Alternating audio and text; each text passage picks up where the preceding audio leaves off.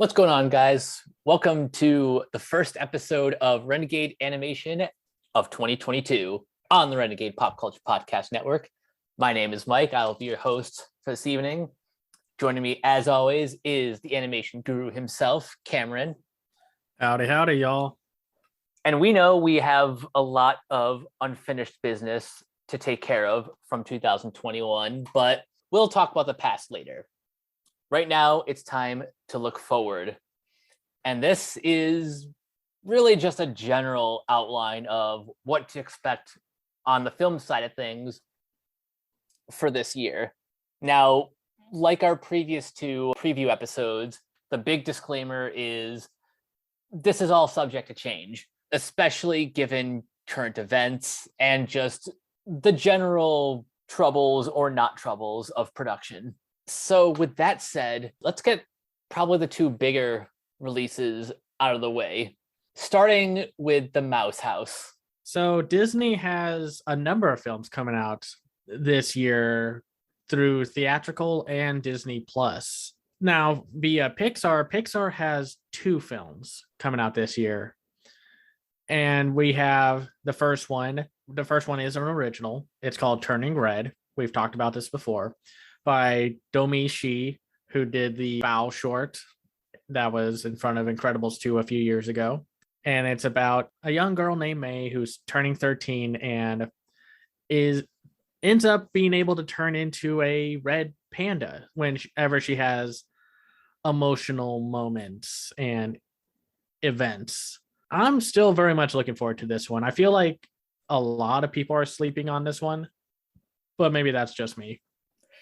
The more I see this trailer in theaters, the more hyped I get for it. The last time I saw it was in front of West Side Story, and it even got a reaction from my parents. So that's a good sign. Was this the official trailer or the teaser trailer? The official. Nice. I don't remember getting the official one recently. I think I did, but nah. And it's the first Pixar film directed by a woman. That's not nothing. That's not nothing. And it's, first person of color as well to solo direct a Pixar film, which, it shouldn't have taken this long. Pixar, you got to do better. But I think that's because Jennifer Lee and Pete Docter were able to help push that forward. So I've always talked about this. If you want to keep your animation studio healthy, you have to start letting other people make other films. Like, I think that's what hurt Disney back in the day, because he just kept relying on the 9 old men that were there. And, well, that's what made them kind of suffer, the 70s and the 80s. So we'll have to see how that goes. Their other film is Lightyear, which is a pseudo meta kind of spin-off film of the Toy Story universe, which is about the film within the Toy Story universe that inspired Buzz Lightyear. It's directed by Angus MacLane, and it's the origin story of the Buzz Lightyear toy via the movie that it was that the toy is based on. I love seeing the trailer of this in theaters. Same. It looks so grand in scale, and of course the Bowie classic Starman playing, which is probably the best slow version of a song used in a trailer, because I know we all kind of like roll our eyes and be like, ugh, they're doing this marketing ploy. But I'm pretty excited for this one, and my parents are very excited for this one, which is interesting because the two of these films, Turning Red and Lightyear, have had different reactions from people. I just think that's interesting. Oh, yeah. I love seeing this trailer whenever I go to the Dolby Theater. When I saw Spider-Man No Way Home, this was honestly one of the trailers that got like the biggest pop from the crowd. Disney, I'm sure you're not listening to this podcast, but if somehow you were, please put Buzz Lightyear Star Command on Disney Plus. I'm begging you. If not now, at least by June 17th.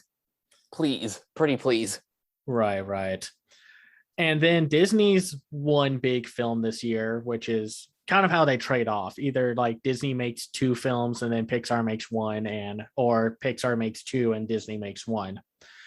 We have Strange World, which is going to be directed by Don Hall and Quy Nguyen, a journey deep into an uncharted and treacherous land where fantastical creatures await the legendary Clades, a family of explorers whose differences threaten to topple their latest and by far most crucial mission.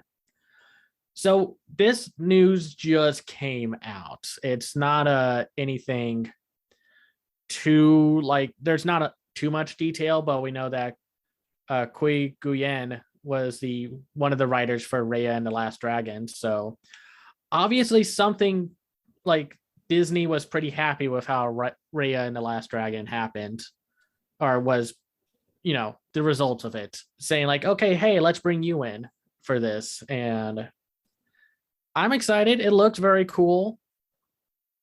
I mean, there's not much else to say. All I have to say right now is just a guess of when we'll see our first trailer. It's going to be somewhere in between Turning Red and Lightyear. I'm just fascinated by how Disney is going to present this. They've dipped their toe into like the kind of pulpy adventure genre, with films like The Rocketeer, and on the animation side, you got Treasure Planet and Atlantis: The Lost Empire. I hope this movie is just like the kind of modern version of those films, albeit with a tighter script. Right. No, it'll be interesting to see the concept art or like teasers or something. I'm sure we're going to see some kind of teaser in March and then maybe a full trailer in June, but we'll have to see. That sounds about right. I mean, I remember last year it was like, man, they're kind of releasing the official trailer for Turning Red really soon after the teaser. What day is it? And it's like, oh, it's December. Never mind. Time has lost meaning again. Now, here's the one that I think everyone's very sour on, which I understand, because with what they've done to Blue Sky Studios, it's hard not to see this and be like, what on earth is this? The Ice Age Adventures of Buck Wild. It's directed by John C. Duncan and is obviously based off of the character introduced in the 3rd movie and was the best part of the last movie. The fearless one-eyed weasel Buck teams up with mischievous possum brothers Crash and Eddie as they head off on a new adventure in Buck's home, the dinosaur world. When the trailer came out for this, it was very lukewarm, and it's kind of hard not to be a touch disappointed, because when they were announced this originally, it was like, oh, cool. Yeah, I don't blame them for making a movie based off of Buck. I wish it didn't look like a direct-to-video movie on a visual level. About that, this movie, and the same can be said of the Diary of a Wimpy Kid series, animation has been outsourced to a studio in Canada called Bardell Entertainment. So if you're wondering why it looks subpar compared to a typical Disney animated feature, this is why. No offense to the people at Bardell. I'm just saying you can't blame the mouse directly.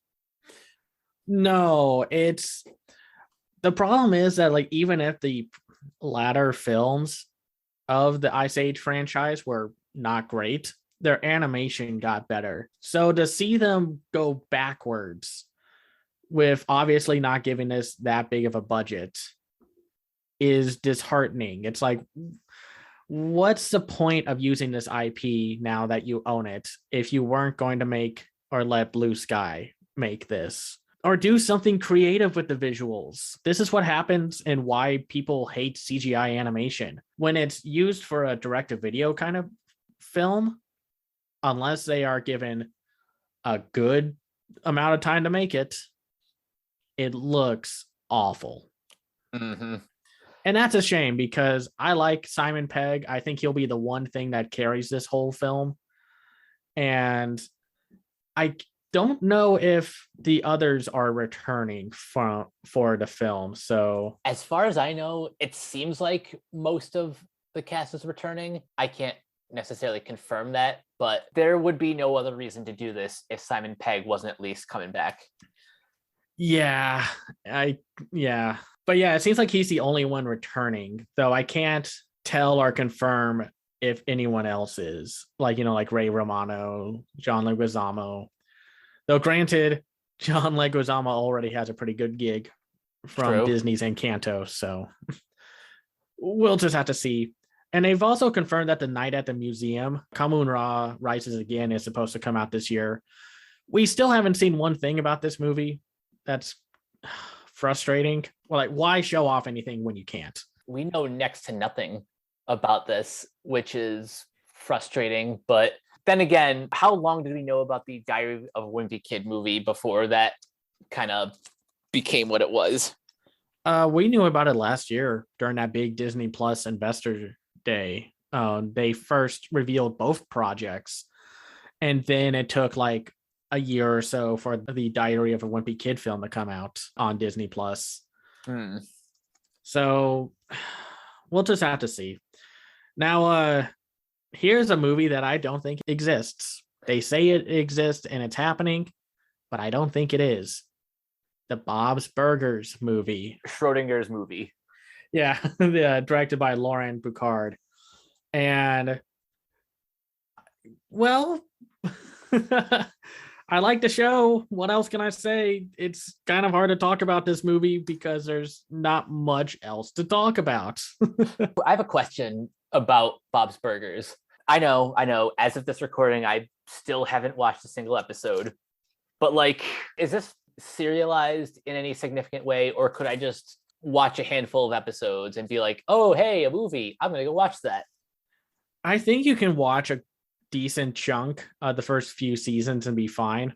It's not really a story focused sitcom. Like, I think some things will stay permanent as time moves on, like Jimmy Pesto no longer being on the show for obvious reasons. But it's not like, oh, you got to watch every season.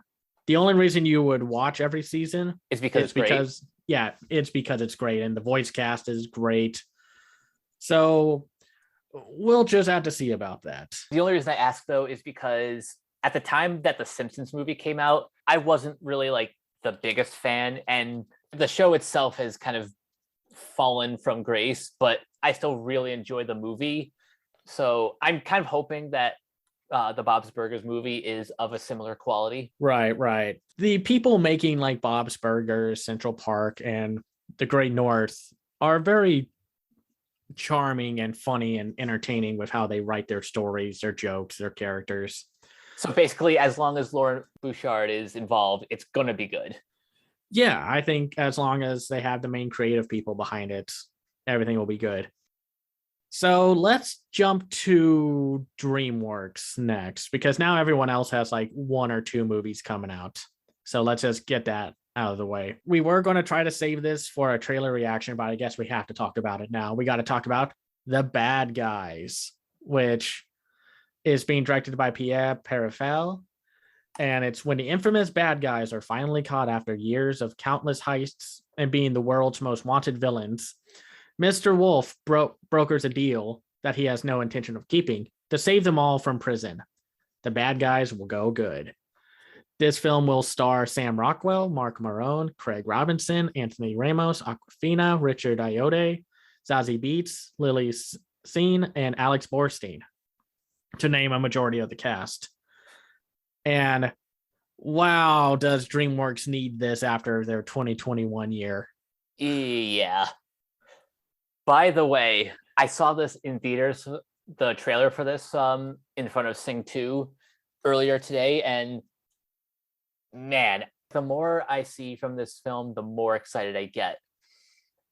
And yeah, if this movie delivers, which I'm pretty sure it will, then this will be the shot in the arm that DreamWorks needs. And for those who are a little more savvy behind the scenes, the director, Pierre Perifel, he's probably best known at the company for working on animation for Kung Fu Panda 2.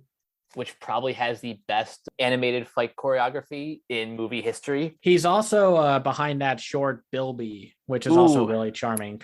nice. So I think DreamWorks has a hit on their hands. We'll just have to see. But that visual style just looks amazing on the big screen. Well, it just looks amazing on any screen.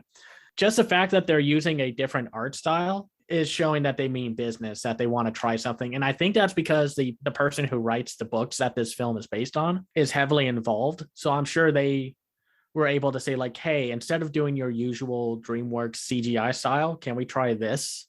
And I'm sure it's going to work. Now, their other film is Puss in Boots: The Last Wish, which is being directed by Joel Crawford. So it's Puss in Boots discovers that his passion for adventure has taken its toll. He has burned through 8 of his 9 lives, leaving him with only 1 life left. Puss sets out on an epic journey to find a mythical last wish and restore his 9 lives. Joel Crawford was also the director behind The Croods: A New Age, the Trolls Holiday Special, and, well, like last year we looked through all the major Shrek franchise, not counting the live action musical, the holiday specials, and the Puss in Boots Netflix series. Are you more excited about this now that you've seen the first Puss in Boots, or Yes. What's your overall reaction? My overall reaction is it's about damn time we get a Puss in Boots sequel. I'm still kicking myself for not having seen the original in theaters, but the more we hear about the sequel, the more exciting it sounds. For example, the one who's directing was the co-director of Into the Spider-Verse, Bob Perchietti. Yeah. So that's already a good sign. We'll have to see, because I liked Puss in Boots as a solid action adventure film. So we'll just have to see how DreamWorks goes this year, but I think it will be better. Mm-hmm.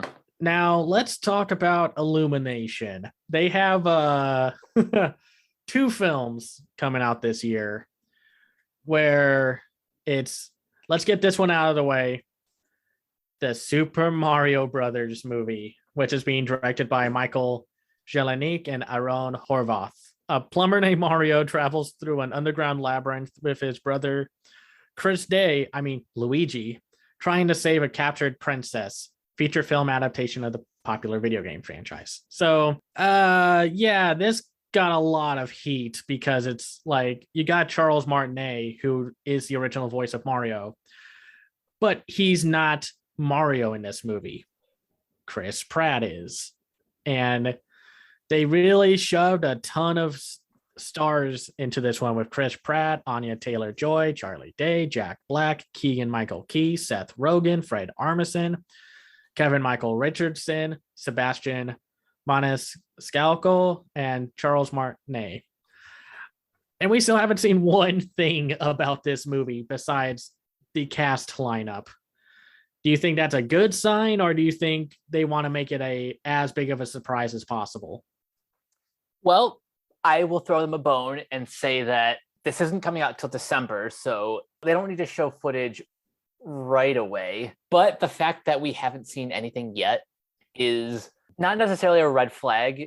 It's just there's been so much discourse around this, and the pressure is on for this movie to deliver. Not just for video game movies as a whole, but specifically for Illumination's reputation. Everyone is hoping for this to be Illumination's The Peanuts movie because Shigeru Miyamoto is signed on as a producer.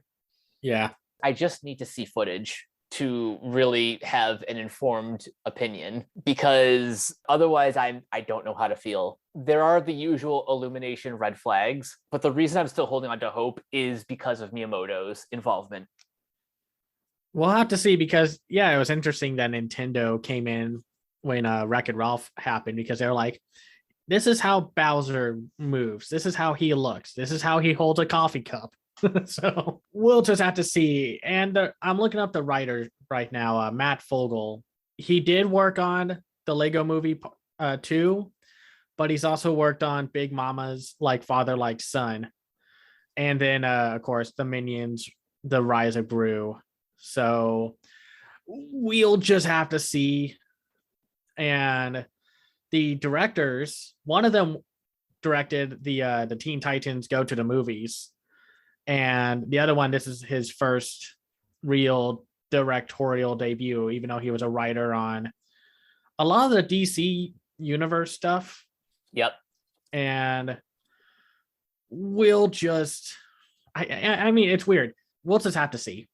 Now, for the movie that's finally coming out, or we'll see if it's actually coming out this year because they keep pushing it back. Minions: The Rise of Gru, which is being directed by Kyle Balda, and it's all about the Minions helping Gru become part of the Vicious Six and the shenanigans that ensue. Just release the movie, Illumination. I don't delay it any further. Like, either put it out when you say you're going to put it out, or put it on Peacock and like move the date up a few months. Or do a combo release like with Boss Baby or something like that.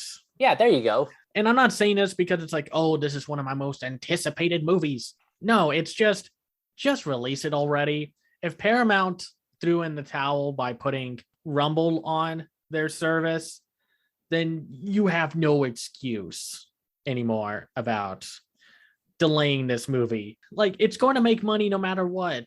Even if you want to do that whole universal like streaming premiere on demand or whatever, like have people pay $20 and watch it and what have you. But we'll have to see. I'm slowly getting kind of tired of Illumination and how they make movies. Like, I'm not as vicious and toxic about it as other people are, but I'm ready for them to do something a little out of their comfort zone, push the boundaries a little, but we'll have to see. Yeah, I don't think this movie will have any trouble making $1 billion. It's Minions, like they print money hand over fist. Right. Now for Sony, they have 2 films coming out this year, one in like a literal week or so with Hotel Transylvania Transformania, which is going to premiere on January 14th on Amazon Prime, which is, being directed by Derek Dryman and Jennifer Kluska, and Gendy Tartakovsky's a producer and writer, along with Selena Gomez being a producer and what have you. So when Van Helsing's mysterious invention, the monstrification ray, goes haywire, Drac and his monster pals are all transformed into humans, and Johnny becomes a monster. In their new mismatched bodies, Drac and Johnny must team up and race across the globe to find a cure before it's too late, and before they drive each other crazy. So this film got some infamy for some reason because Adam Sandler is not Drac in this. He's Brian Hull. And, he might be a famous YouTube voice actor impersonator. But hey, everyone wanted a voice actor to finally lead a movie. So here you go. What are your thoughts? Or do you have any other thoughts about this movie? Well, a couple things. One, lay off Brian Hull. He is a fantastic, for an impressionist, he does a damn good job. And you have already heard him in one of the Hotel Transylvania shorts that came out, I think, either last year or 2 years ago. Yeah. Like, whenever it came out, the point is, he was really good. And if you didn't know it was him, he was like totally unrecognizable. Like you wouldn't have been able to tell that it wasn't Adam Sandler. So one, lay off the kid. He's going to do great. And two, I know the other reason why people are kind of writing this off is because Gendy's not sitting in the director's chair. And fine, whatever. He's already done the trilogy and he's moved on to other projects that he's clearly more passionate about. So if this movie gives him more cheddar to pursue his passion projects, then so be it. I am excited. Well, excited is a strong word, but I am interested to see this movie based on the premise, kind of the last place they can take these characters story-wise. They've kind of hit all the beats in the trilogy. Right. There's not a whole lot more they can do. And plus, Gendy's already working on 2 other Sony animated films with Black Knight and Fixed. He even like teased a little bit as of the time of this recording. So, and he's also got the HBO Max animated series that he's working on. So I think he's going to be fine. I think the biggest shock to me was when people found out that Adam Sandler's company was not working on, like, was never really a part of the franchise. It was just Adam Sandler bringing on his usual cavalcade of shenanigan-filled friends. Yeah, that's the thing. Happy Madison was never actually signed on as like a co-producer. Like, sure, Robert Smigel wrote the first movie, and I think he co-wrote the second one too. Yeah, Hotel Transylvania 2 was co-written by Sandler and Smigel. But other than that, these aren't Happy Madison productions just because they feature Sandler and his buddies. That's like saying Uncut Gems isn't Happy Madison production because Sandler's in it. I mean, we'll have to see. Yeah, I'm curious to see how this last film goes. I think they are very much at the bottom of the barrel of plot devices. I still love the animation though. I mean, the people at Sony are just amazing at what they do with character animation. I'm still amazed at like how expressive these characters are. So we'll have to see it. We'll talk about it by the end of January. So, and then of course they have the one that everyone else is looking forward to, Spider-Man Across the Spider-Verse Part 1, which is being directed by Joaquim Dos Santos, Justin K. Thompson, and Kim Powers, being written by Dave Callahan, Phil Lord, and Christopher Miller. Miles Morales returns for the next chapter of the Spider-Verse saga, an epic adventure that will transport Brooklyn's full-time, friendly neighborhood Spider-Man across the multiverse to join forces with Gwen Stacy and a new team of spider people to face off with a villain more powerful than anything they have ever encountered. Of course, we saw the first look and it just looked amazing. Obviously. I'm a little happy that it did not entirely kill off the recent live action Spider-Man film hype, because I was just like, oh, the new live action Spider-Man film's coming out. And then Sony's like, here's the next one for the one y'all actually love. And it's like, oh, dang it. And I mean, I don't blame it. I mean, I'm glad that No Way Home seems to be like really good. I haven't seen it yet. But man, Across the Spider-Verse, that's the thing I'm super hyped for. Yeah, no, this has all of the hype. And what's really cool is, unlike the first movie where only Phil Lord was involved in the screenplay, this has Lord and Miller back writing the screenplay together. And 2 out of the 3 directors, I'm not as familiar with Justin K. Thompson, but Joaquim Dos Santos worked on a lot of our childhood with a lot of episodes of Justice League Unlimited and other shows like Avatar and Legend of Korra. And then Kemp Powers was a co-director on Soul. So yeah, it's not a question of whether or not this will be any good. It's how good. Right. And I mean, just that first look alone looks amazing. I mean, they can't coast on that anymore, but because now it's like, okay, we know you can do this. So can you make can you keep the story going and make it compelling despite all the massive amounts of amazing visuals? So next up is, wow. DC and Warner Brothers have a few films coming out, but Warner Brothers as a whole only has 1 movie coming out from what I found. Huh. And that is the DC League of Super Pets, which we forgot to talk about the last time we did a trailer reaction. Sorry. So we'll talk about it here. So it's directed by Jared Stern and written by Jared Stern and John Whittington. So let's see. When Superman and the rest of the Justice League are kidnapped, Crypto the Superdog, voiced by Dwayne Johnson, must convince a ragtag shelter pack, Ace the Hound, PB the Potbelly Pig, Merton the Turtle, and Chip the Squirrel to master their own newfound powers and help them rescue the superheroes. I have to say, when I heard about this, I was like, oh, this could be cute and such. I'm a touch worried and kind of mellowed out about the overall film. I mean, just going off of the trailer.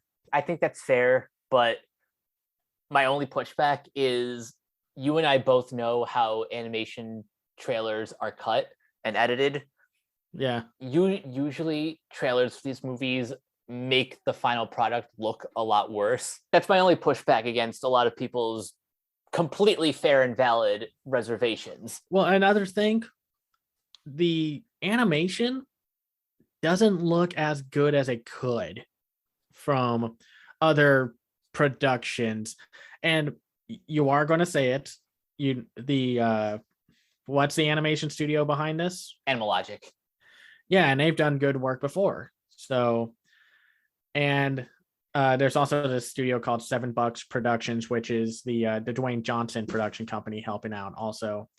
But yeah, the animation is Animal Logic, so it should be good. But there's just something off about the overall visual quality, and maybe it'll get better with the next trailer. I hope so, because I did notice this was another trailer I got earlier today, and yeah, I'm starting to notice like the cracks in the animation. Each time I see this trailer in theaters, something looks off in a way that didn't with the Lego movie, because at least there they were sort of emulating the style of like stop motion, whereas this doesn't have that gimmick. So the jank is a lot more noticeable. And also, the DC universe already has a bunch of canon super pets and animals. They didn't need to make a new batch of them. Well, about that, these actually are, well, most of these are actually canon, but I can only assume based on the trailer that this is like kind of their origin story. Like Kevin Hart's playing Ace, Vanessa Bayer is PB, a pot-bellied pig. And Merton is voiced by Natasha Lyonne, which I think that's the one I'm most excited for, is Natasha Lyonne. Now that I know that it's Diego Luna playing Chip, I'm a little more excited for that character.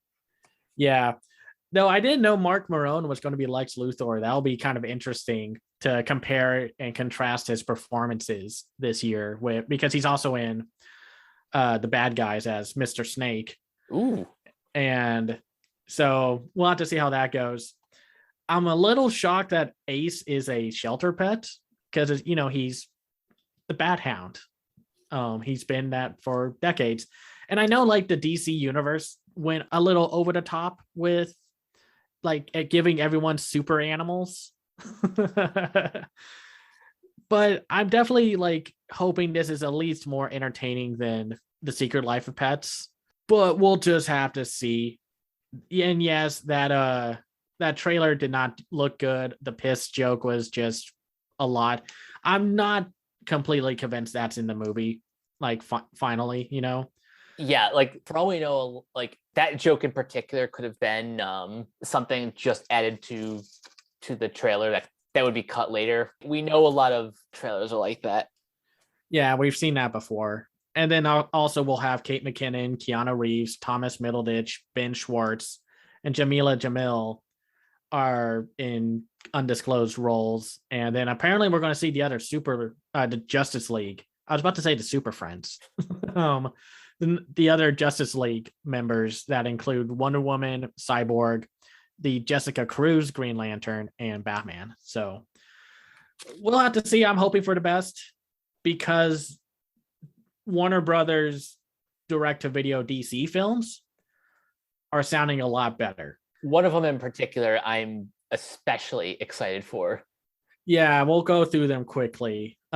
Because the first one's coming out in, I think, February, called Catwoman Hunted.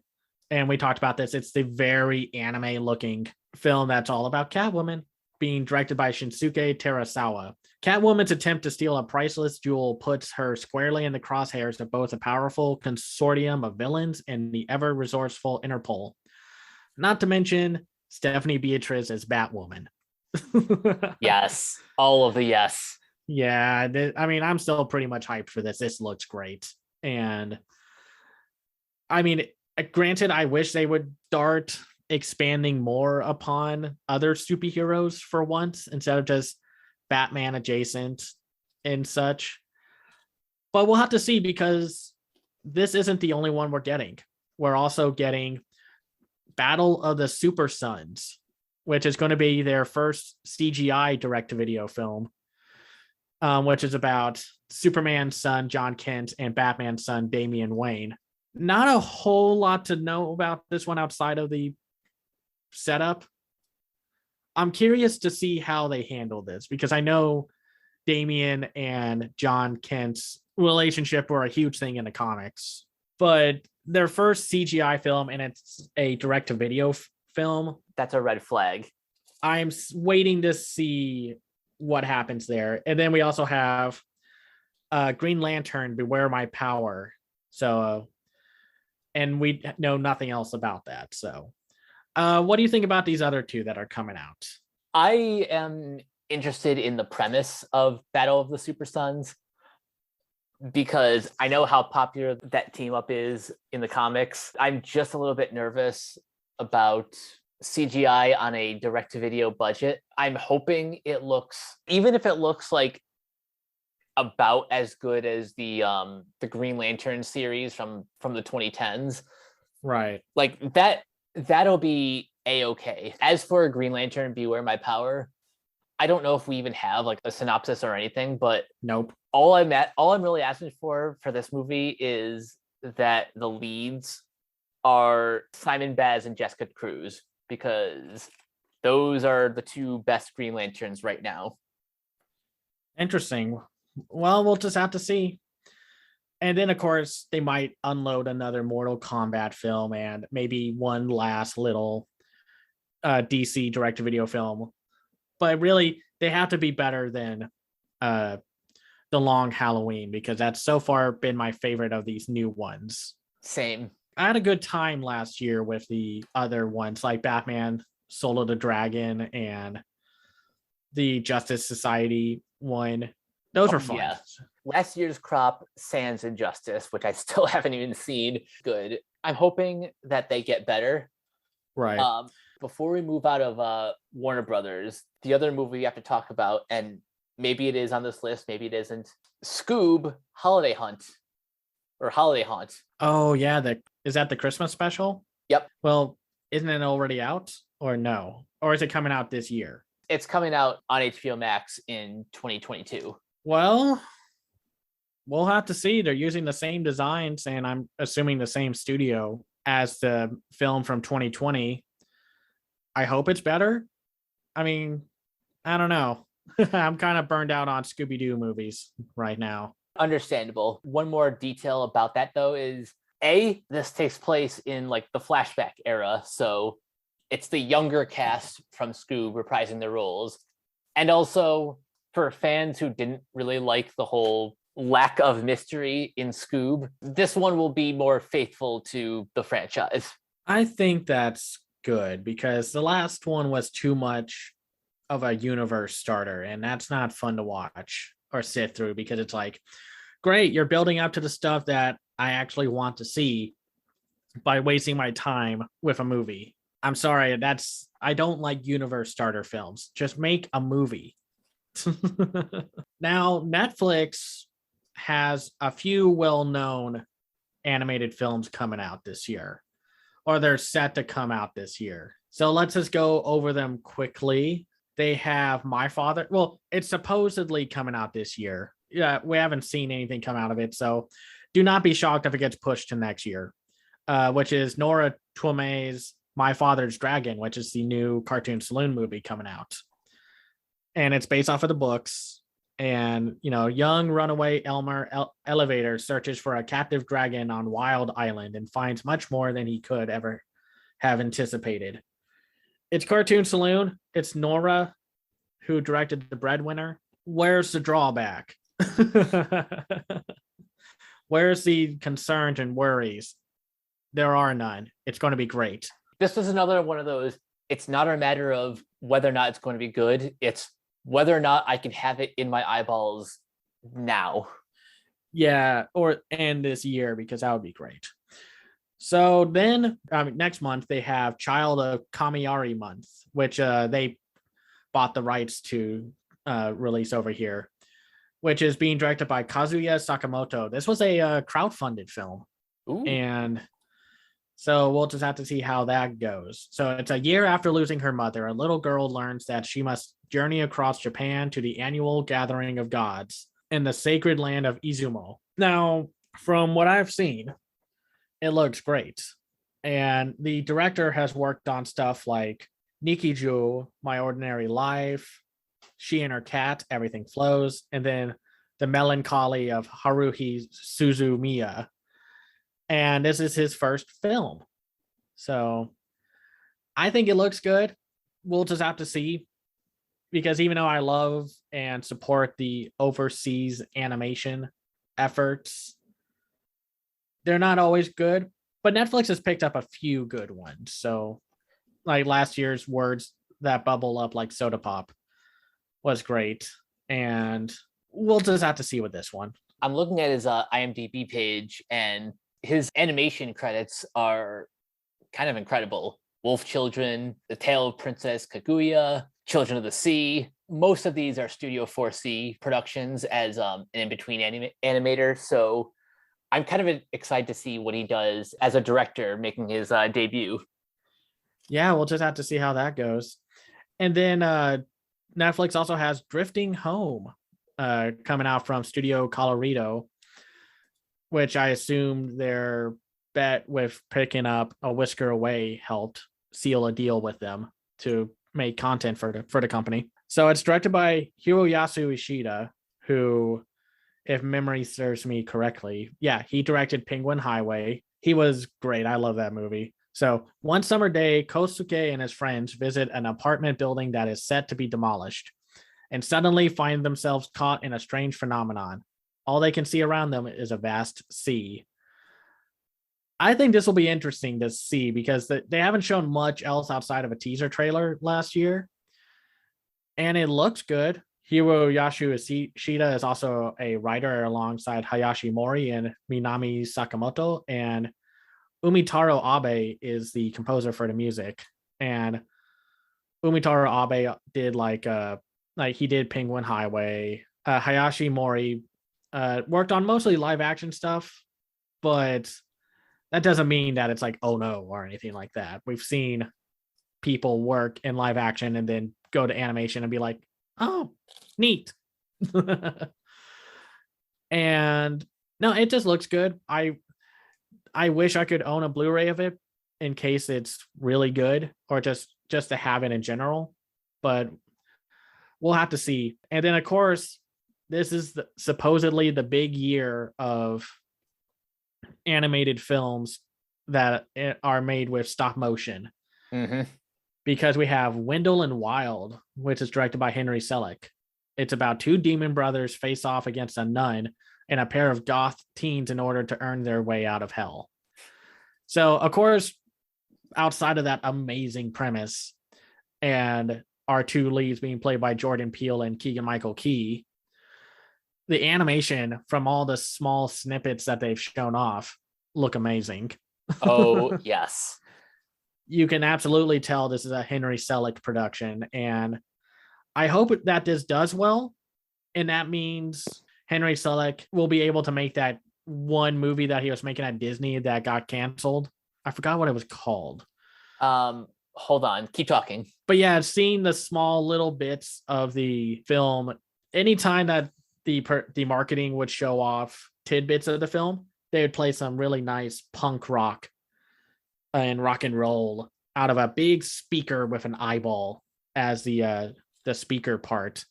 Nice. And it's just cool. And I love seeing Keegan-Michael Key and Jordan Peele together. They were the best parts of the later era of Mad TV because it's just they worked so well off of one another. So that they did. So the project that they were working on was called The Shadow King. yeah. It was a movie under a studio called Cinderbiter Productions. The more I hear about this project, the more it really makes me sad that it fell through.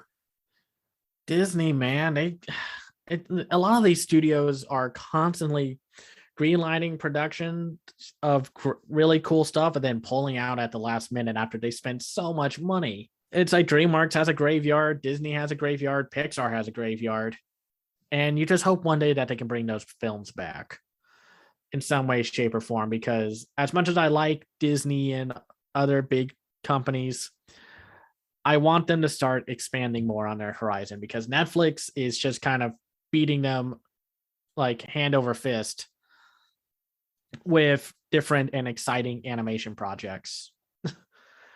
Because now we also have Bubble, which is coming out in April, which is being directed by Tetsuro Araki, who worked on and was a director for mostly Attack on Titan and Kabanari, the Iron Fortress, and many other things like Death Note and what have you.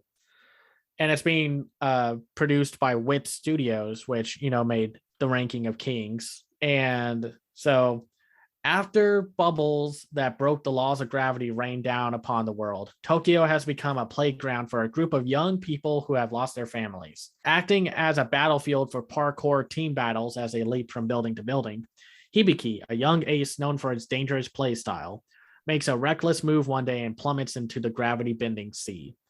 His life is saved by Uta, a girl with mysterious powers. The pair then hear a unique sound audible only to them. Why did Uta appear before Hibiki? Their encounter leads to a revelation that will change the world. And of course, it looks amazing. Yeah, it's Wit Studio. You can't go wrong.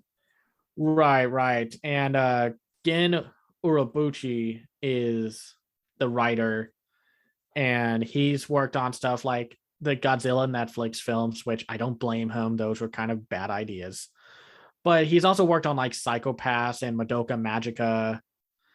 So it's not like you don't have good people here. You have very talented people. And then, of course, Hiroyuki Sawano is behind the music, and he did the music for like Promare and, of course, Attack on Titan and Blue Exorcist. And, he's very good at his job and making like big action-y and pump up music. He also did 86, which we talked about last year in the spring season. So, and and of course, Kill la Kill. So yeah, Bubble looks great. Now we also have the Guillermo del Toro's Pinocchio, which is apparently set to come out this year, but we'll have to see. So it's set during the rise of fascism in Mussolini's Italy. Pinocchio is a story of love and disobedience as Pinocchio struggles to live up to his father's expectations. Of course, the cast includes Gregory Mann, David Bradley, Ewan McGregor, Christoph Waltz, Tilda Swinton, Kate Blanchett, Ron Perlman, Finn Wolfhard, Tim Blake Nelson, John Turturro, and Bern Gorman. Well, if you weren't a fan of Nightmare Alley, you have another film to look forward to if it comes out this year. I hope it comes out this year, but at the same time, I also don't want them to rush it, if that makes any sense. No, we don't know what's going to happen here because it's been kind of delayed. And then, it was originally suspended back in 2017. And then Netflix picked it up, and it's apparently going to come out in the last quarter of this year. So it's a holiday movie-ish. Yeah, extremely dark holiday movie, but we'll have to see. And then we have this is coming out this month, the Extraterrestrial Boys and Girls Part 1 and 2. This was supposed to be a double feature for theaters in Japan, and then Netflix is going to distribute it as a mini series. So it's going to be all split up into different episodes. And it's directed by Mitsuo Iso, In the year 2045, where the internet and AI are commonplace, even in space, and centers on a group of children stranded in space after a large scale accident occurs in a space station. By using band social networking and a drone that they can manipulate through smartphones and low intelligence AI, they overcome many crises. It looks good. The animation looks wonderful. I'm curious to see if this works more as a movie or a, So or a TV series. so they're doing 6 episodes one week and then 6 episodes a few weeks later. I think it's going to be all at once. So Interesting. So we'll have to see, because they're starting to currently experiment with weekly releases. But I think since this is a mini series and not like a weekly anime series, like Komi Can't Communicate, it's just like just give it all at once. I'm reading on Wikipedia. It says the film will be released in 2 parts for 2 weeks each, with part 1 scheduled for January 28th, 2022, and part 2 for February 11th, 2022. Fascinating. Yeah, well, we'll have to see how this goes. They'll also be releasing The Sea Beast apparently this year, which is being directed by Chris Williams, who worked on Bolt and on Big Hero 6 also. That's interesting, a Disney vet coming to Netflix.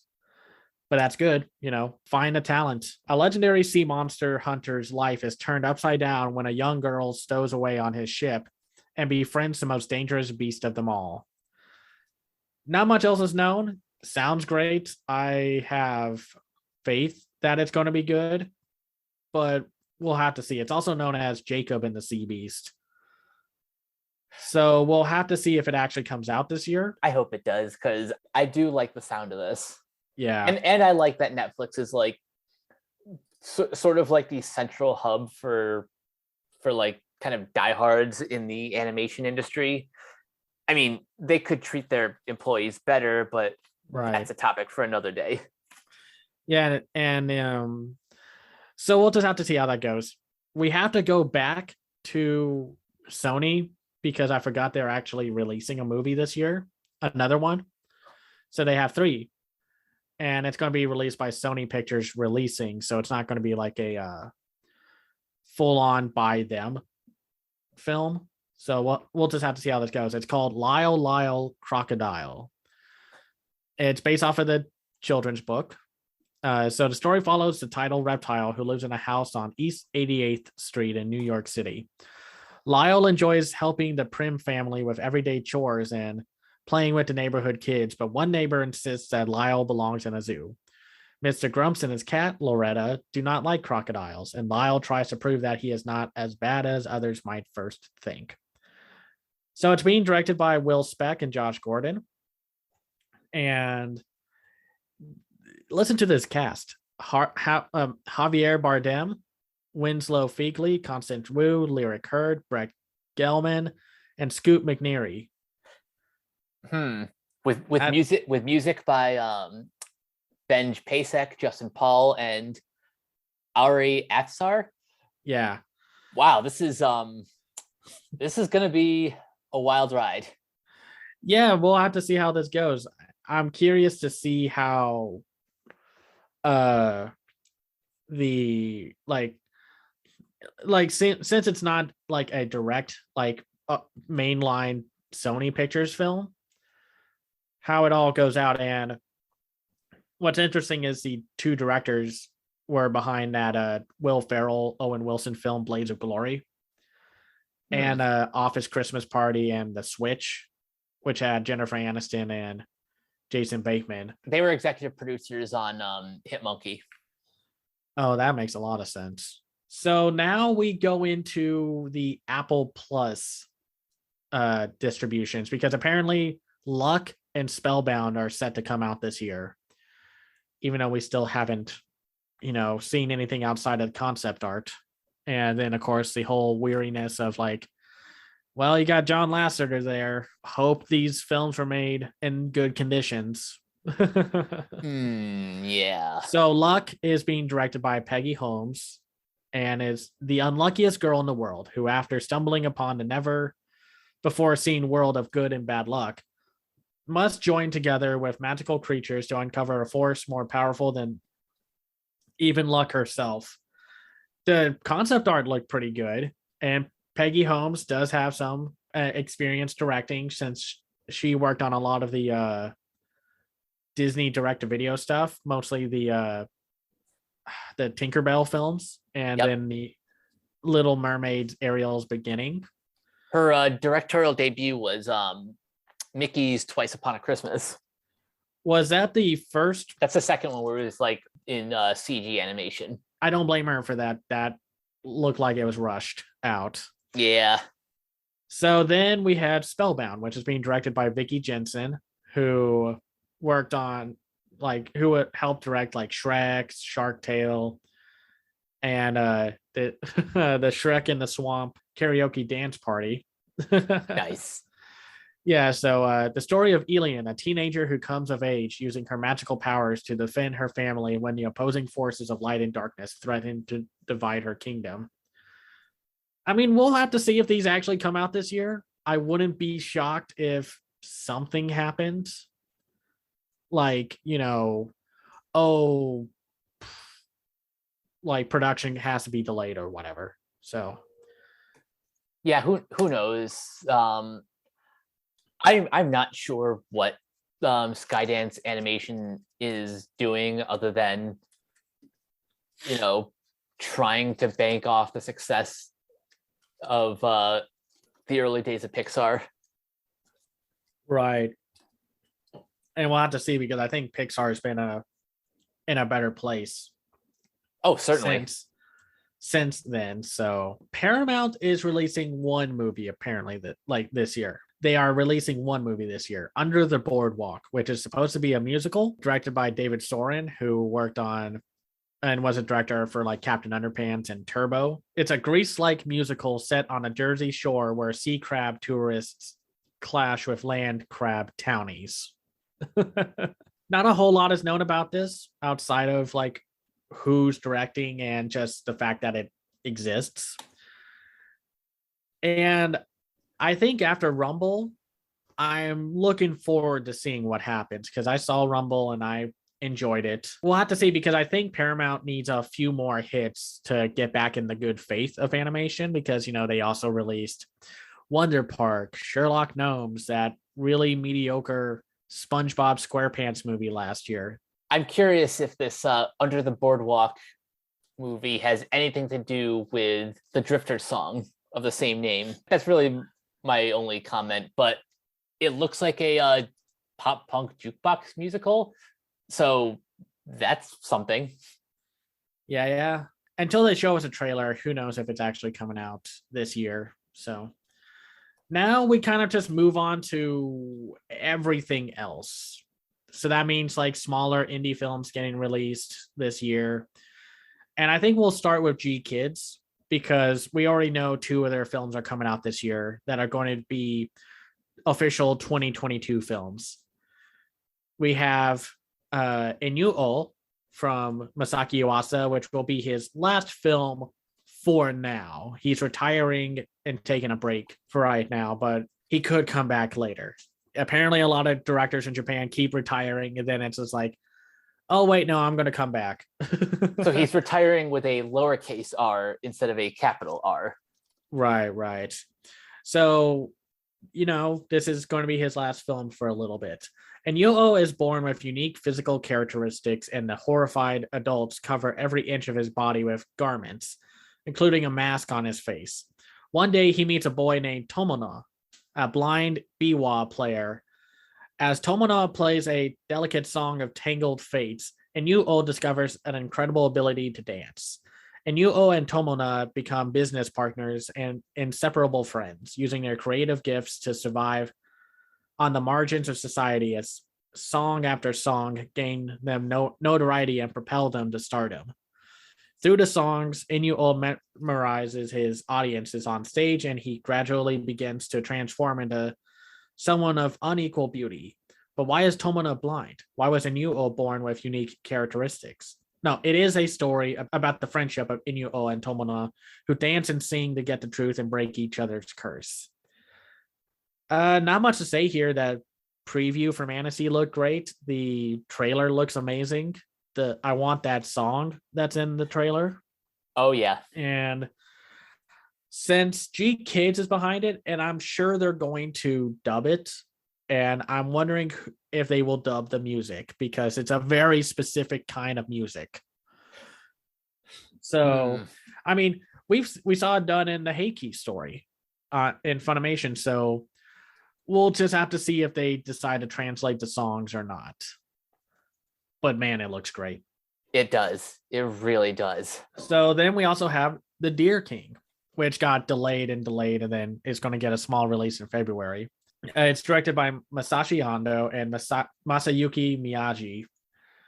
The Lone Antlers, a band of death warriors, gave their lives to save their homeland from the Empire of Zol.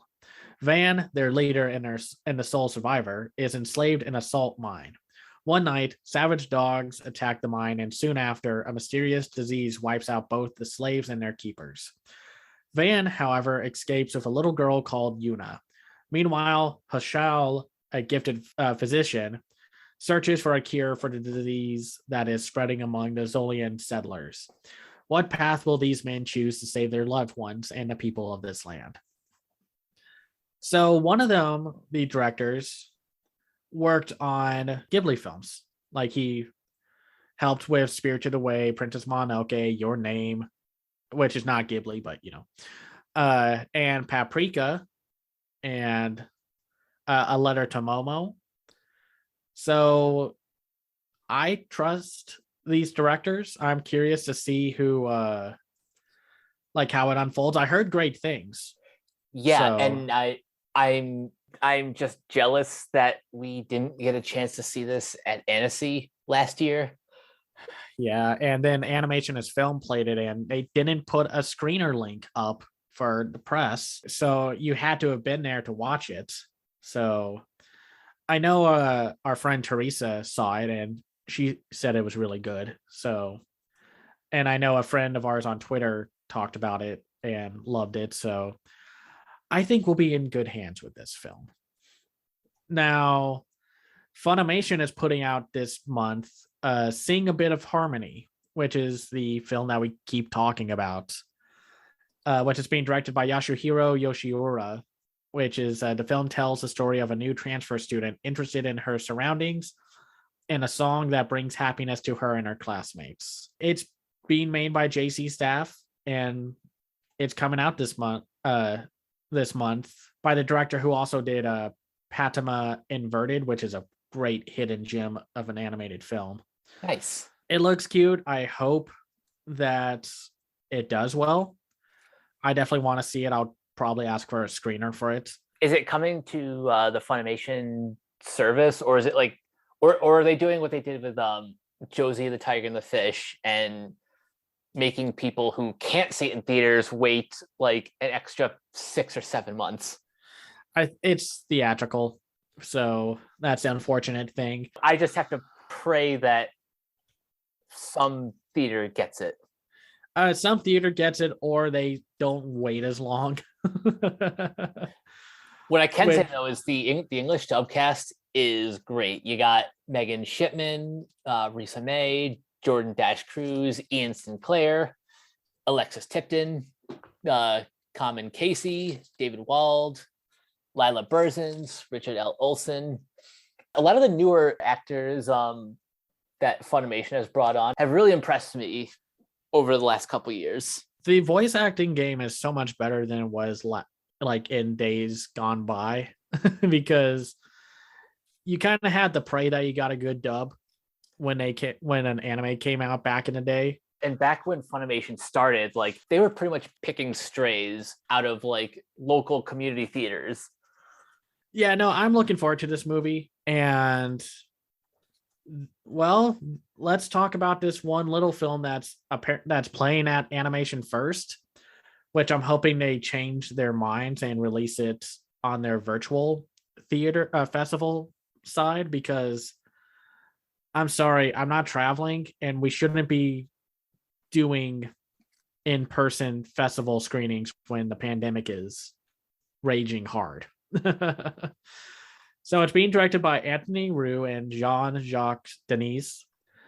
Bristol is a little girl raised by dragons, but when her father dragon has to pay the Sorcerog using his second most valuable asset, he offers her Bristol, throwing her into an infinite sadness and forcing her to flee the family cave. Bristol then embarks on a journey to discover the world of men. This was shown off during Annecy in the work in progress section, and a lot of people were like, it's like a French Ghibli Wolfwalkers. The trailer looks great. The animation looks wonderful, and the CGI is actually used very well alongside the 2D characters. It also has like little vibes of Ranking of Kings to me. When is it being released? It got a release in December in France, of course, and then I'm assuming it's going to have a slow release among film festivals this year. Like, I'm sure we're going to see it in the Annecy lineup, and I'm sure some companies are eyeing this one because it's like, well, this one looks great. Of course. So we'll have to see if like G Kids or Netflix picks it up, but who knows? So now I'm just going to kind of rapid fire through some of these. Before we do the rapid fire, I want to take a quick second to talk about the new Dragon Ball Super movie, Superhero. Let's talk about Toei is putting out 2 movies this year. It's this and Slam Dunk. And so let's start with Dragon Ball Superhero. All right. So the premise is the Red Ribbon Army, an evil organization that was once destroyed by Goku in the past, has been reformed by a group of people who have created new and mightier androids, Gamma 1 and Gamma 2, and seek vengeance against Goku and his family. There are lots of opinions out there about the Dragon Ball franchise. Super specifically has been very mixed. The first 2 arcs are mediocre to garbage compared to the movies. And I generally enjoyed the series as a whole. Like I like the dub, and I like watching the Tournament of Power arc in Japanese. That was a lot of fun. Something I'm fascinated about, at least with this movie, generic title aside, is that it seems like Gohan is finally going to have a more prominent role compared to previous films. Well, previous films and Super, which once again he was kind of sidelined. Poor Gohan, man. Like, come on. But I would be more excited about this if the main company wasn't being really garbage recently. Understandable. Mark, we are totally behind you. Yeah, because man, Toei just wrecked his channel by abusing the copyright system that YouTube will not fix. And then it's also like the fact that Toei won't pay their LGBTQ employees the same wages. Not a good look, guys. No. So it's hard to be excited for this. And then I know the move to CGI has made people being like, so they're just using the engine from Dragon Ball FighterZ because it's literally animated in the same fashion. It is, and I can understand that being very distracting for people, but all of the reservations aside, I'm still looking forward to this just as a lifelong Dragon Ball fan. But I understand everyone's hesitations. We'll have to see, because they're also putting out a Slam Dunk movie apparently this year, and it's being directed by Takehito Inao, who also written the original TV series. And this is like one of those very old school anime, and especially a basketball anime, which you don't get to see a whole lot of. We've only known a poster and that it's coming out. So let's get started with really what's like, well, for one, I forgot to mention this one back in the Netflix era, because Richard Linklater is making a new movie or an animated movie, Apollo 10 and a half, A Space Age Childhood. A coming of age story set in the suburbs of Houston, Texas in the summer of 1969, against the backdrop of the historic Apollo 11 moon landing.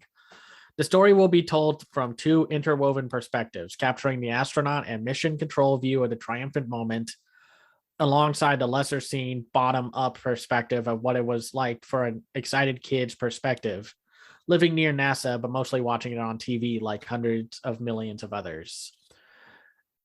I've been more of a fan of Linklater's animated films more than his live action stuff.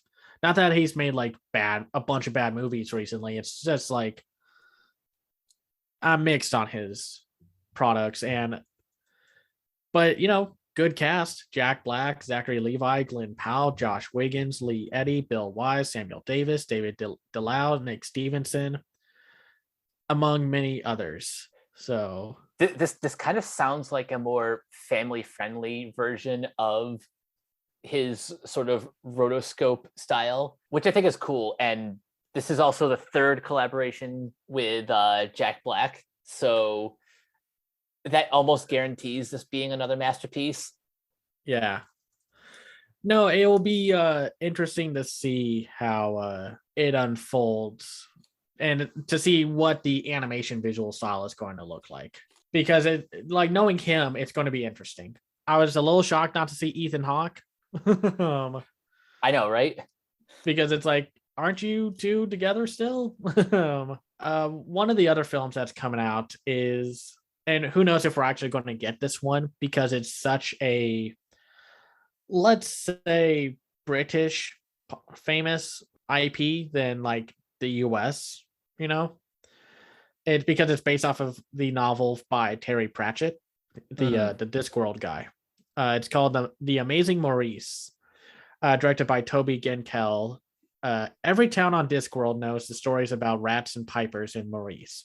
A streetwise tomcat leads a band of educated ratty friends and a stupid kid on a nice little earner. Piper plus rats equals lots and lots of money, until they run across someone's playing a different tune. Now Maurice and his rats must learn a new concept: evil. I like the cast for this because I think Hugh Laurie is playing Maurice, and then we got like Gemma Arterton, Emilia Clarke, David Thewlis. I'm happy to see him. Hugh Bonneville, Himesh Patel, Ariane Bakare, Julie Atherton, David Tennant, and Joe Sugg. Who knows if we're actually going to get this? I wouldn't be shocked if Netflix picks this up, because they're also bringing over that Riverdance film this month also. So what's kind of great about the cast of this movie is these are the exact people that like I would just assume would involve themselves in a Terry Pratchett adaptation. Well, I think it's just because Terry Pratchett is one of those names where it's like, oh, it's one of his things. I'll do that. It's like obligation. He's like one of those legacy creators, like Dr. Seuss or Roald Dahl or. Let's see. Hold on. I'm just grabbing everything else because this is a very big year for animated films, especially from all over the world. So apparently we're still getting this South American film made by the director of The Boy in the World, which was from 2015, called Perlimps, which is this interesting 2D animated film that was also shown off at Annecy. Clay and Bruo are secret agents from enemy kingdoms. Lost in the enchanted forest, they find out that they have the same mission: to save the Perlimps from the terrible giants who have surrounded the area. It's like the work in progress section was the only saving grace from the Annecy section of the online form of the festival. And to see the 2D animation and just how they're crafting the world around these characters was really cool. Oh yeah, I remember really liking the footage that I saw for Perlimps. Yeah, no, I can't wait for it. And plus, I loved Boy in the World. So apparently, we're getting Blazing Samurai this year. I highly doubt it. The Boy Who Cried Blazing Samurai. Yeah, but they say they're making it now. They've got people to actually fund it and make it. Uh, with Mass Animation, Brooks Films, Huey Brothers Pictures, and Adventure, Cinecite Animation, and Habey Wink Animation. We'll have to see if that means like they're going to do different visual styles at different points, because with Mel Brooks, I was going to say Mel Blanc. No, Mel Brooks behind some of this film and being Blazing Saddles, but with samurai. We'll have to see how it unfolds, because we also still apparently we still have Michael Cera, Samuel Jackson, Mel Brooks, Damone Honsu, George Takei, Ricky Gervais, Michelle Yao, Gabriel Iglesias, and Asif Manvi. We'll have to see if that whole cast is still there. I wouldn't be shocked if it is, but I'm pretty sure the cast isn't going anywhere. No, we'll just have to see. Another film that we should be on the lookout for is this stop motion film called My Grandfather's Demons. It's a Netherlands, Portugal, and Spain collaboration. Directed by Nuno Beetle. It's Rosa is a successful designer who lives in the big city. One day, she realizes that her existence lacks meaning. The sudden death of the grandfather who raised her, and the feeling of not having returned that family love, brings her back to the home where she was raised. Thanks to a series of letters and clues, she discovers that her grandfather left her an important task that will help her make peace with herself and with others. While she repairs the past mistakes of her grandfather, Rosa enters a world inhabited by fantastic clay creatures and wild animals, and a life in which the flow of seasons and the community cooperation are what matters most. I saw the trailer for this. It looks really interesting. Who knows if we'll actually get this movie? If we don't, it's probably going to be a 2023 release. Yeah, I mean, I think it's coming out this year, but it's more just a distributor factor, because that's a lot of people are like, well, great, you like Encanto and Vivo, but why don't you support the films that these films are like from the countries that these films are taking place in? And it's like, well, if we don't know about them, if a distributor is not helping bring these films over, or the country that the film is from is not supporting the arts and film industry, that's why. It's like, help me help you. Help me help you. Yeah, so, and it's not like we don't want to see them. And yes, some of them do look bad, but that's also because of everything going on within that country or wherever these films are made. They might not have the best film support, which is absolutely a thing that happens. It's just like, if the one reason you think South American animation is only those really terrible mockbusters that YouTubers keep bringing to the top, well, then that's because the good stuff is taking longer to make, and there's really no one saying like, hey, we'll bring this over when you finish the movie. Sorry, it's frustrating dealing with animation fans who are just not in the know. You just wish that the information was more out there. So we also have Blind Willow, Sleeping Woman, which was at the work in progress section of Annecy this year, or was when the streaming video actually worked. So it's directed by Pierre Foldes. It's based off of, I think it's a short story from what I remember. A lost cat, a giant talkative frog, and a tsunami help a bank employee without ambition, his frustrated wife, and a schizophrenic accountant to save Tokyo from an earthquake and find a meaning to their lives. I'm looking forward to this one. The animation looks amazing. And I mean, we talked about this a little bit while back. I love the moment where the frog is talking to the what was it? The bank employee. Oh yeah. And he's just like, I'm here to help. And the bank employee is still flabbergasted that there's a giant talking frog in his home. It's like, can I smoke first? But it just looks very interesting, very up my alley. I'm sure this one has distributors waiting for it to be finished and then to be like, hey, I want this. We want this. So I'd be shocked if someone like G Kids doesn't pick this up. I hope so. So we are also getting a Studio Panak film this year. Yay!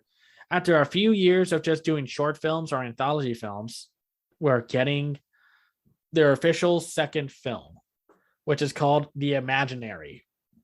It's directed by Yoshiyuki Momose, who has worked in the industry for years.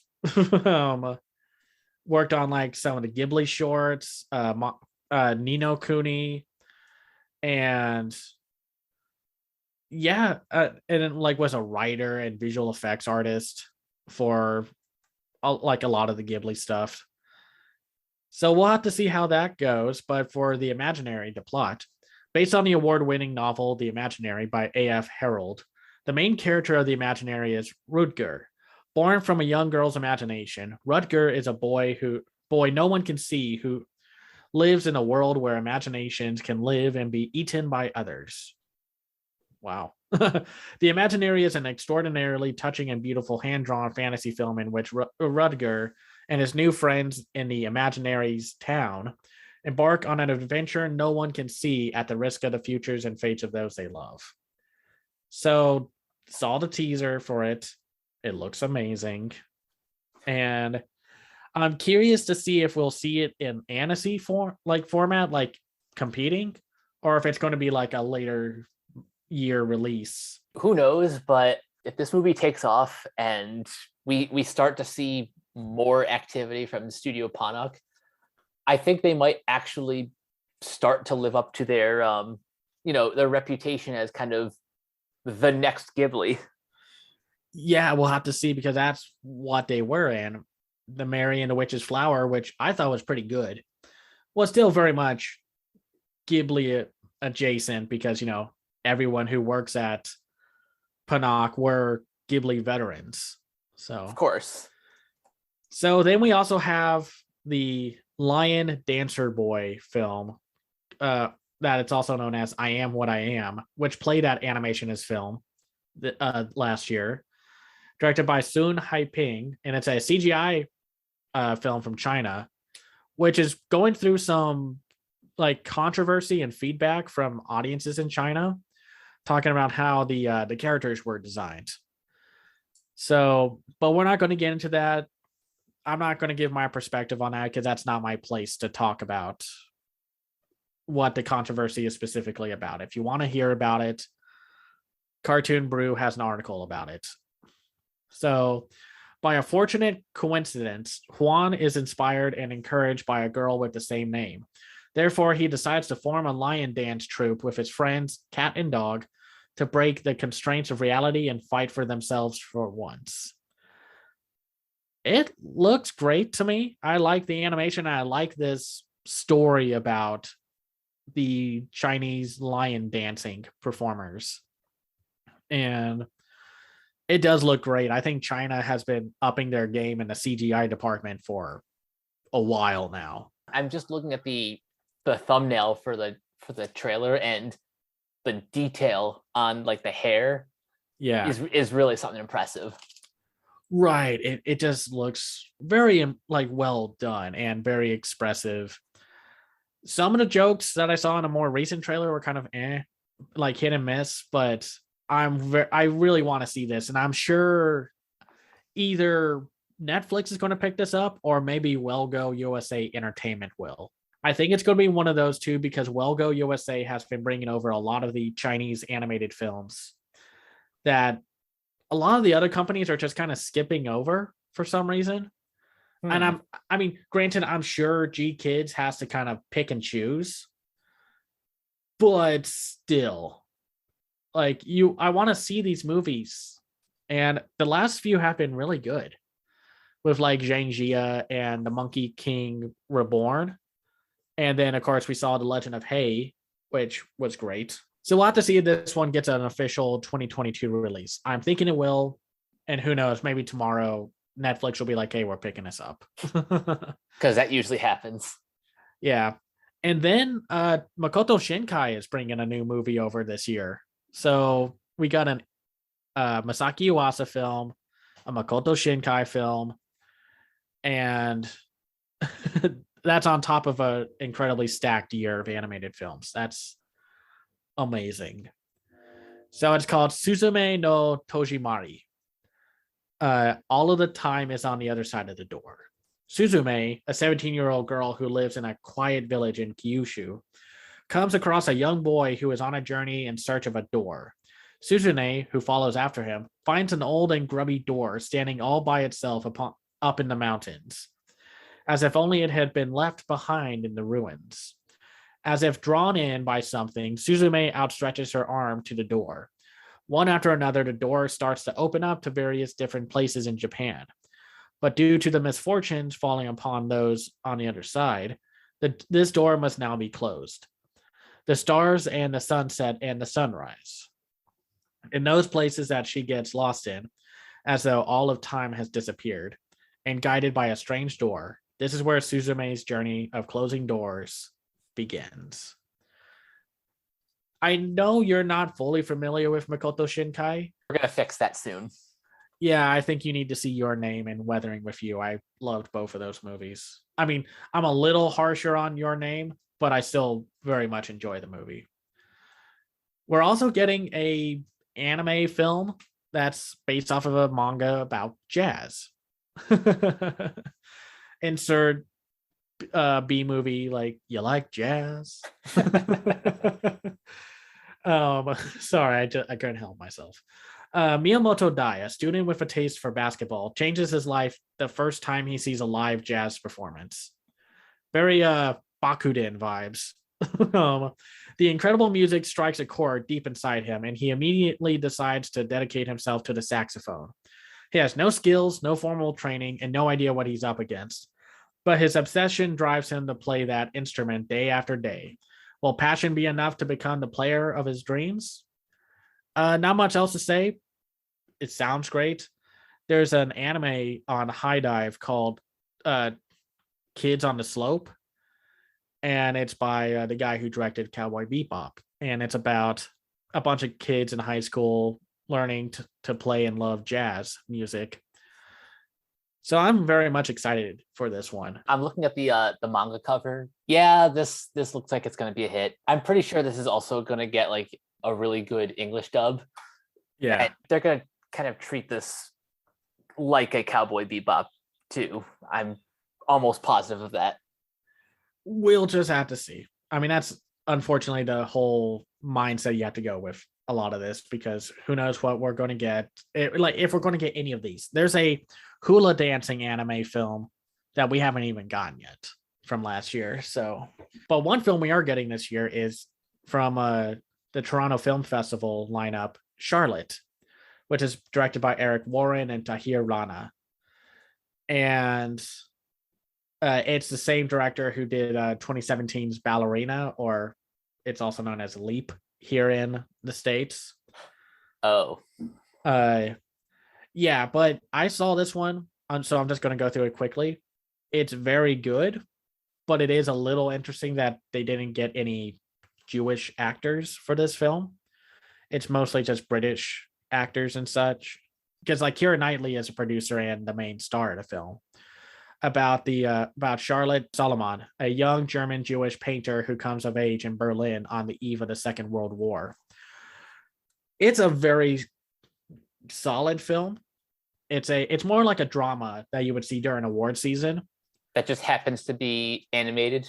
Yeah, it's done in like a motion capture CGI style. And it looks really good, and they do implement the art style at certain points with just her painting and such. We won't. Well, it's being brought over by Good Deeds Entertainment, and they brought over Loving Vincent. I don't think this will have the same reaction as Loving Vincent, because what could. But when you finally get to see it, we'll talk about it. Of course. Then Japan is also making another film. Japan has like 500 million films coming out, along with the anime, which it's too much anime, man. Yeah. This is a direct-to-DVD film that I'm sure is going to get some kind of theatrical or streaming release because it's just like when the trailer for this came out, everyone was like, "Holy cow, this looks amazing!" The Girl from the Other Side. It's directed by Yutaro Kubo and Satomi Maya. Once upon a time, in a far, far away place, there were two lands. The world was divided into an inner land and an outer land. People feared the outer land, inhabited by eerie beings, the carriers of curse. One day, on the border of the inner land, inhabited by humans, one such being finds a girl on heaps of abandoned dead bodies. Nice. The girl says her name is Shiva and shows affection to the being who found her, calling him teacher. This is a story of two people, one human, one inhuman, who lingers on the hazy twilight that separates night from day. This one got a lot of like hype because it's also being made by Wit Studios. Yeah, that makes sense. And it has a really distinct visual style, just really different from a lot of anime and just animated films from Japan coming out.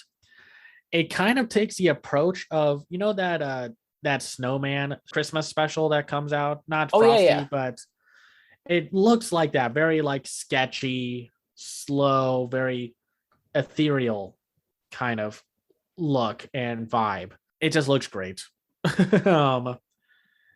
So we'll have to see if any companies pick this one up. I'm sure they will. The online reaction to this was just like, holy cow. Yeah, as soon as you mentioned Wit Studios, that just immediately sends a signal to my brain, you need to watch this. Yeah.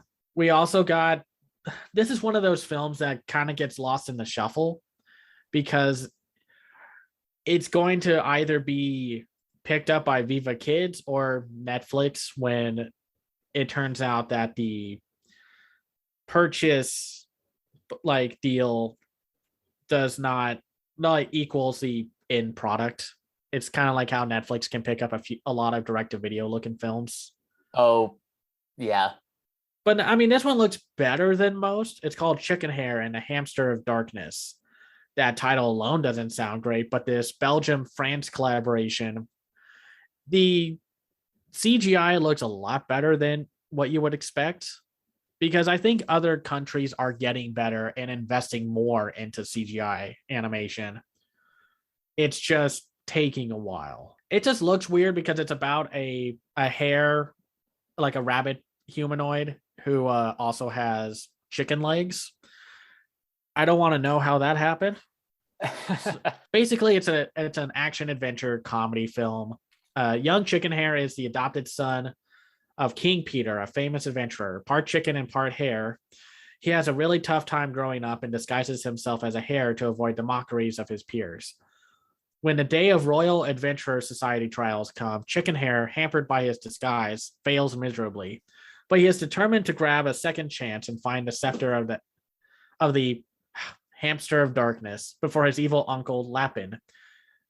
The scepter will give immense power to its holder. If Lapin gets hold of it, he will be unstoppable. Accompanied by his faithful servant Abe, a sarcastic turtle, and Meg, a martial arts expert skunk, he sets off on an epic initiatory quest. We'll have to see. Sometimes a bad looking product can actually be better than what you would think. I wish I didn't look at the cover for the graphic novel because that art style admittedly looks a little bit better than the poster for the film. But yeah, that happens. But we'll see. This could turn out to be a surprise. Yeah. And then we got this one weird little Russian animated film. And Russia has a very bountiful animation scene, even going back like way to the beginning. And it like I would say like, oh yeah, they had that one time where they were all doing very much propaganda related stuff. But what country wasn't doing that at one point in time? True.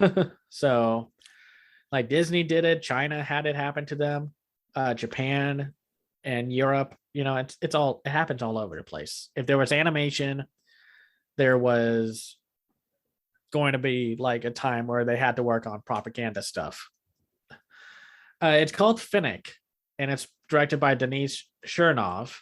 And this might be one of those films that kind of gets picked up on the low key by like Viva Kids. Not many people know that every house is inhabited by Finns. They are furry creatures that appear in the human world to take care of a house and keep the hearth. Finnick is a young Finn who doesn't seem to care about his responsibilities of making a home out of the house. He is just making pranks on his people, and that is the reason why none of the families wanted to stay long in his house. Everything changes when a new family comes to his house, where Finnick's tricks do not work at all, and he meets a 13-year-old Christine, and inexplicable events begin to happen in the city. Finnick and Christine, who are so different, will have to team up and work together to solve the mysteries of the events and save the city. Not much to talk about here. It's been going around on film, like animation festival and conventions for funding, from what I could tell. But we could see. We might not talk about it depending on how it gets released. Yeah, I'm very not sure about this one, but yeah, depending on how it gets released, we'll cross that bridge when we get there. Yeah. And now we're just going to go through a lot of other films that are coming out because, again, there's just so much and there's just a lot. Apparently, there's a film coming out this year called Hit Pig, which is being directed by Cinzia Angelini and Maurizio Parabelli, which is being made by Cinesight Animation and Anaventure, which we talked about recently, which did the Riverdance film that's coming out. Oh yeah. So, well, like again, a lot of animation is happening overseas. So, set in a futuristic world, the film follows a grizzled porcine bounty hunter who accepts his next hit. Pickles, a naive, ebullient elephant who has escaped the clutches of an evil trillionaire. Though Hit Pig initially sets out to capture the perky pachyderm, the unlikely pair find themselves on an unexpected adventure, crisscrossing the globe that bring out the best in both of them. Apparently, Peter Dinklage, Lily Singh, Rainn Wilson, RuPaul, Hannah Gadsby, and Danny Boone are going to be in the cast. I could have fun with this premise. I'm looking at concept art right now, and it all depends on execution. But this looks like it could be a fun time. Right. Now, I'm only going to bring this next one up because it may get released this year or it might be next year. It kind of depends because Hayao Miyazaki is an old man who wants to take his time with this one. How do you live? And no, I'm not asking him a question. That's the name of the movie. This is the one that keeps getting kind of thrown around as like, oh, he's making a new movie after this. And it's like, no, this is his movie. This is his last movie. And people are trying to twist it as he's making another movie after this for clicks. And it's like, don't do that. 15-year-old boy Junichi Honda and his uncle move to a new neighborhood as Junichi deals with spiritual growth, bullying, poverty, education, work, courage, and how to live as a human being. I'm still looking forward to this one. No real updates there. Apparently, it's going to have a little more of a whimsical touch to it instead of his more realistic bound films like The Wind Rises and such. I don't know. Sounds good to me. Yeah. When it comes to when this movie is released, I will take everything with a grain of salt, given not only Hayao himself, but just the state of the world, how fast the animators can actually get it done. Like I've said about other works, I don't want it to be rushed just because I want to see it. Right. No, and they're going to take their time with this. It's Miyazaki. They'll do whatever he wants. And apparently this is the year where we're also going to get that Rise of the TMNT movie, which is based off of the show that Nick unfortunately buried in. Fans fought back against for no reason. Sorry, it's just like I still hate how this show is treated. And it's not fair to the people who worked on it or who are the actors and such. Because it had such cool animation to it. Because it's by the same people who worked on Glitch Tech. Yep. So we'll have to see if this one's coming out. If it is coming out this year, I suggest we do a retrospective Now that I know that the show is on Paramount Plus, we Yeah. should totally talk about it and Yeah, so get people aware. I'm curious to know if it's going to be on Netflix still, because that's where they made the original deal, or if it's going to be on Paramount Plus. So, and I think that'll be a good idea. I'll be down for that if it comes out this year. So another film that a lot of people are looking forward to is Unicorn Wars by Alberto Vasquez, which is he was the same guy who did Bird Boy and the Forgotten Children and Decorado. And a bunch of other shorts and such. And this was also at work in progress at Annecy, and the marketing for Animation as Film used Unicorn Wars, which I thought that meant that the film was going to be there, but it wasn't. So either they couldn't get it done in time, or they just needed something flashy to use for marketing, which I'm not saying it's like a bad thing. It's just, just interesting. So teddy bears and unicorns have been at war for as long as anyone can remember. Private Bluet craves unicorn blood because it confers eternal beauty, according to the prophecy in the new religion's sacred book. His brother, Tubby, is not cut out for the war. He lacks confidence and is an emotional eater. All he wants is for his brother to love him. A teddy bear regime leaves the training camp for a mission that will end in a brutal and disastrous final battle. This sounds great. I mean, some of the stuff from the trailer is like, I don't know if you needed that joke there, but I'm really interested to see how this film unfolds, because it's definitely not as cutesy, obviously, because it's very violent. Yeah. It was even kind of funny how the person who was hosting the event, who's working on the film, was very much like, I like to watch this part just to show you the animation progress of like what it makes to do this scene. And it happens to be like the most violent clip that they chose. And I'm sure G Kids is going to pick this one up because they picked up Bird Boy, and Bird Boy was a great movie back in the day. I say back in the day as it was in 2017. Lol. Yeah. Do you have any thoughts about Unicorn Wars? Just that from what I remember from like promotion from Annecy, it looks insane, and unfortunately I haven't seen Bird Boy yet. Don't worry, we'll fix that. Yeah. So it'll be interesting to see this slightly more adult, dark, somewhat comedic film, war movie. Okay, so we have 4 more films. So I'm bringing up this one because it's apparently coming out this year, but who knows when it's coming out. It's supposedly coming out for Netflix, called Escape from Hat, which is being directed by Mark Osborne, the Kung Fu Panda director. A desperate rabbit rallies an unexpected band of allies to help him escape from inside a magician's hat and return to the human boy he loves. Well, it's Mark Osborne. He directed Kung Fu Panda. He also directed The Little Prince that Paramount dumped onto Netflix, even though it was a really good movie. So I wish there was a little more to look at, but they don't even have a cast. So unless we get news, like, I don't know, tomorrow, I don't think this is going to hit its release date. Even Ted Sarandos said like 2022 or later, and that was a year ago. Yeah. So these next 3 films are all Japanese films, and I'm not sure we're going to get them, but I just want to talk about them anyway. One of them is called Blue Thermal, and it's the synopsis is Tamaki Suru, a freshman at Aonagi University, was overzealous about volleyball when she was in high school. Following a romantic rejection due to being an athletic girl, okay, she joins the tennis club in college to be less athletic. I'm sorry, that's not less athletic. It's tennis. It's really intensive. Personally, I'm a little offended by that.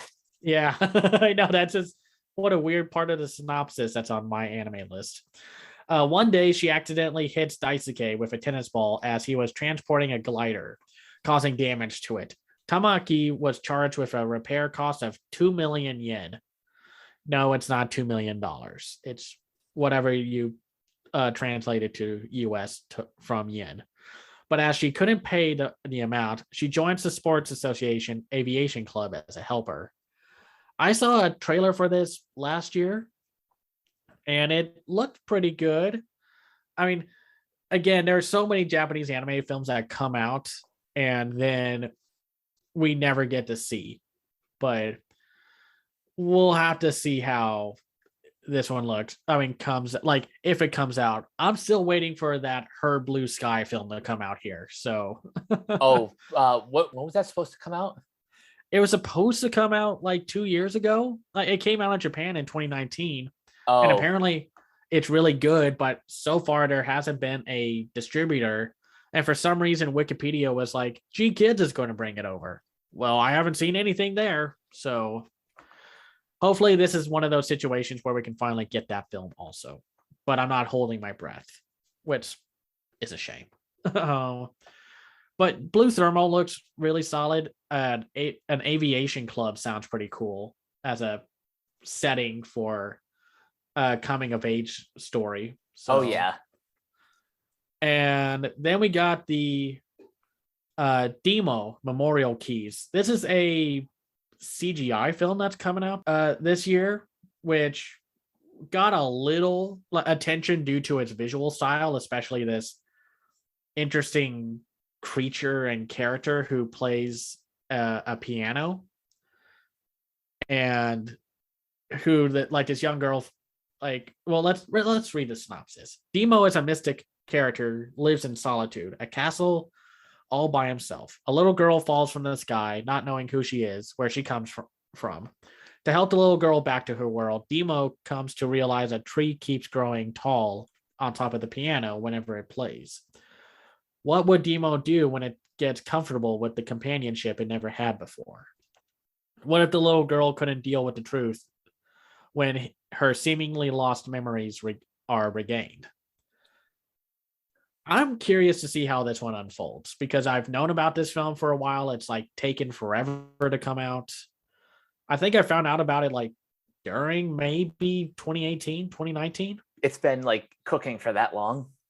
Yeah, it's been a while. And not that like Japan is like they should be at it right now with how they do CGI. It's hard to know about these production committees and production histories without people actually talking about it. But, they can't because NDAs and such. Yeah. So it looks good. I'm hoping for the best.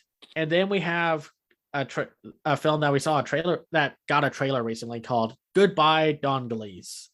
The film depicts the miracle-like encounter of the Donglees boys. At the end of an adventure with friends that began during an unusual summer vacation, the boys arrive in Iceland, the land of flames and ice.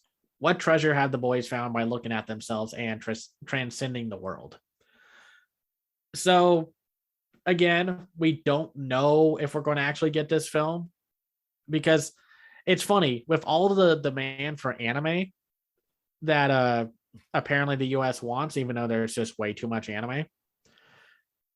I don't know why it's so hard to get movies over here. Even the big franchise ones. It's like, unless it's a franchise film or it has a renowned director behind it, we never quite get these films. It's like everything else. It's like, well, good luck. Yeah, I don't understand like what the holdup is. Is it because Japanese film productions are they more picky with their distributors, or is it just distributors on our end being like, yeah, sure, we want this, we don't know where or how we're going to distribute it, but we want it in theory? I think it's just like it's a mixture of things. I think it's a copyright thing. I'm sure it's also very much a money thing.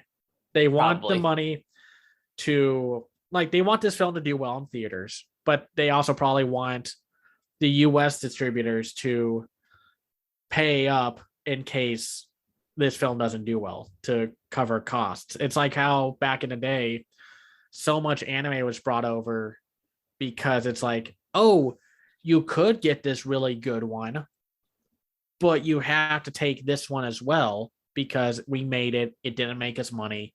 We have to recover costs from it. So that's that there. So that's it. We are done for what may come out. And of course, Annecy will be a thing. Netflix will probably throw in a few other films, and who knows if that's actually going to be all. Yeah, like I said at the top, all of this is subject to change. But after going through all of these titles, how do you feel right now about where 2022 is heading in terms of animation? I think it's heading into a very fruitful year. I think we're slowly starting to get back into like releasing stuff, and whether that's through theaters, streaming on demand, or what have you. I think we're making up for losing a year with 2020. And not that like nothing got released that year, but even with like the indie releases and the US releases, it was very small. Yep. And even last year, there weren't that many films that we got, even though they were making appearances in festivals and such. I mean, it's going to be interesting to see, like, can Disney and Pixar keep, like, I think they'll be fine. But on an artistic level, can they still be who they are without getting bumped to the side by Netflix and like Sony, who's really the studio that's in the forefront of pushing animation further than most other companies. So that's really what I'm excited about. For you and I have like plenty to be excited about, but for more casual animation fans or just general audiences, I'm glad a company like Sony exists to push the medium forward for people who aren't quite well versed in animation. Because like we kind of mentioned earlier, everyone is excited about Across the Spider-Verse. Yeah, and I just want to see what, like, every year and I'm not grading companies or studios and what have you. That's the people who make this stuff are doing what they can under whatever production notes they are given and what have you. So I don't see the point in like being like Disney gets an A, even though, I mean, the only way I'm judging is if, like, hey, did they have a pretty fruitful year to me? And if they didn't, okay. Or if they did, cool. The people who are working in animation right now are going through some like change that is for the better, because hashtag New Deal for animation. So Yes. but otherwise, it'll be interesting to see what happens. I want to see. I always like seeing what the trends and the news and actions around each studio provide every year. So Yeah.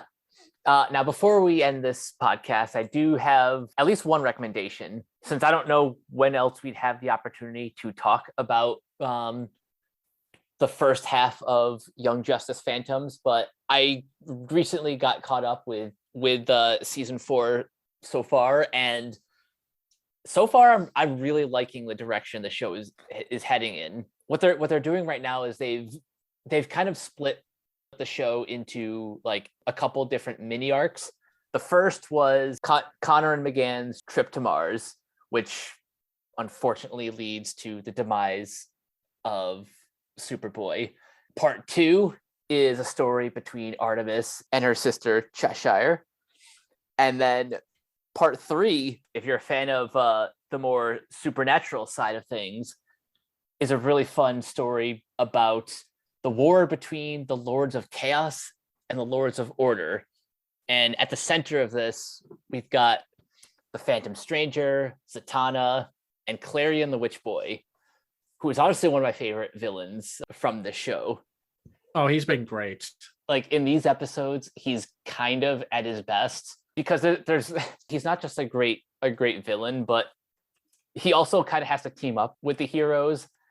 And there's one point where he gets turned into he possesses a school bus, and it's probably one of the funniest montages of the show. Oh, that scene was great. So I don't have too much to recommend right now, but I am finally sitting down to watch Super Crooks, the Mark Miller anime that was released last year. I had to get used to saying last year because last year was literally 2 days ago. Mhm.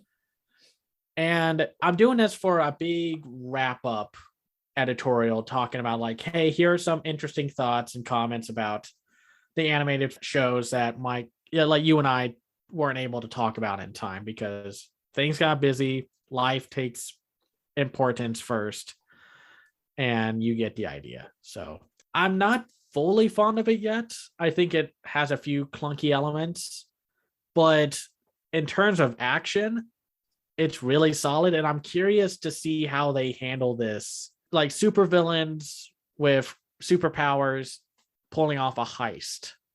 And they're slowly starting to build that up where I am right now with the show. And the animation's great. It's Studio Bones. So Nice. of course it's going to be great. And the voice cast is pretty solid. It's not really diving into the schlockier parts of Mark Miller's work yet, from what I've seen. But it's also not going like the route of The Boys, which I'm glad because I know it's like easy to see like The Boys and Invincible and be like, well, let's do that. And it's like, no, you'll do better if you make your own interesting take on the superhero genre, or if you just execute it really well.